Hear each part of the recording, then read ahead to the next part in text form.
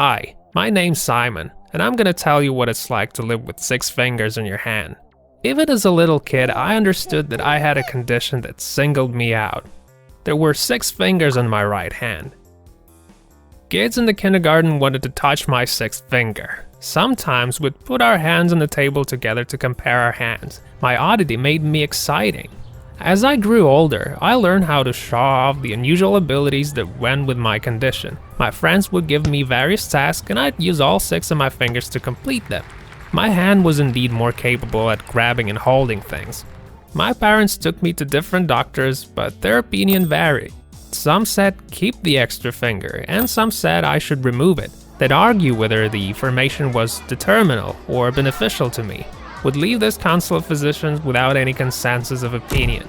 My life went on, and I felt it would actually be a pity to lose my remarkable finger.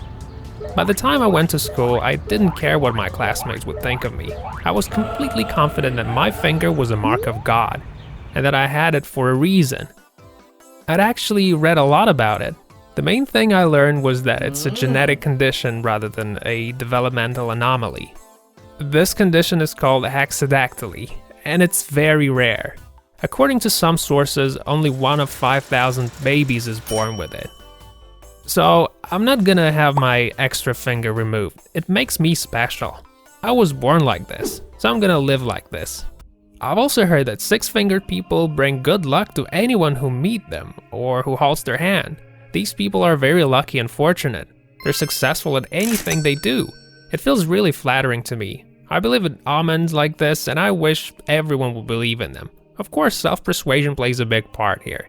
If you tell a person they're smart and kind, then that's what they'll try to be. All in all, I became something of a class mascot.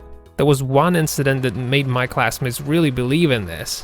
One of the girls in our class had some family issues. All we knew was that her parents treated her badly. She was adopted. One morning, she came to school in tears and said that she wasn't coming back home. She said that she'd run away as far as possible. All of us liked that girl because she was so sincere and earnest. I held her hand in my own right hand for like 10 minutes. I persuaded her not to be ridiculous and to return home. Next day, we couldn't wait for her to come in. When she arrived, she was calm and smiling. We crowded around her and asked her how it went. She just shrugged and said, I have no idea why, but my parents were as gentle and loving as ever. Believe it or not, but her family made it up to her. After that, everyone acknowledged my powers of good, and they'd even come to me when they were expecting a punishment for poor grades or for misbehavior. I felt unique now. I commanded everyone's trust and awe. I believed in my powers so sincerely that I started doing good every day. Eventually, this unabashed and indiscreet charity backfired on me though. One day, when I was on the bus going home from school, I noticed a young man staring at me. Specifically, he was staring at my right hand. This felt really invasive. I got off the bus before my stop. When I looked back, he was following me. He got up to me when I almost reached home, and he said I had to assist him. Stardom had really gone to my head by then. I felt omnipotent. He explained that he wanted me to help those in need. Well, I was already doing that, and helping a lot of people was the dream of my lifetime. So the next thing I knew, the guy brought me into a house that was crowded with people I didn't know. The room was illuminated with candles and glowing globes. A metronome was ticking. There was a man who said I was gonna assist him. The master, as everyone else called him, would chant spells and would stroke the afflicted on the head with my right hand. I said it's a deal. We helped 20 people on that first day. Next day, I was to arrive in the morning. I objected, but they pretty much yelled at me. I was to come in by 11 at the latest, or people would die, they said. They didn't treat me well. All they saw in me was my 6-fingered hand.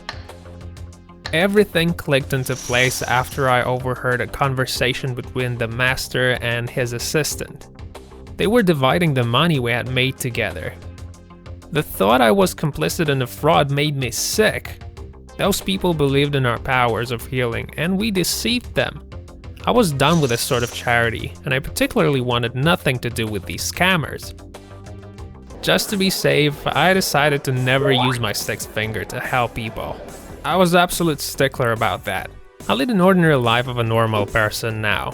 At least my sixth finger doesn't get in the way of that, and that's good. Do you guys want more episodes? Then press the like button, subscribe, and hit the bell. Want to see your own story? Then send them over to this email here.